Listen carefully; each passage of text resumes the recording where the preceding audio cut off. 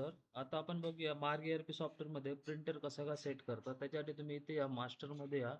Master त्याच्यामध्ये इथे या मार्क सेटअप आणि इथे प्रिंटर सेटअप ऑप्शन आहे बघा. याला क्लिक करा.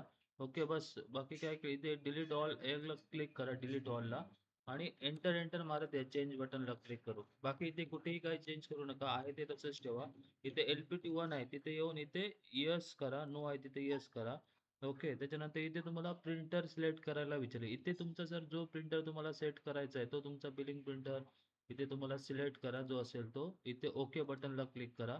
ओके. आणि इथे हे लेझर ठेवलं पाहिजे. फक्त डॉट मॅट्रिक असेल तर DMP येणार. बाकी सगळ्या थर्मल किंवा इंकजेट, लेझरजेट प्रिंटरला इथे लेझर म्हणून सेट करा. इथे तुमच्या प्रिंटरचं पुढे नाव येईल.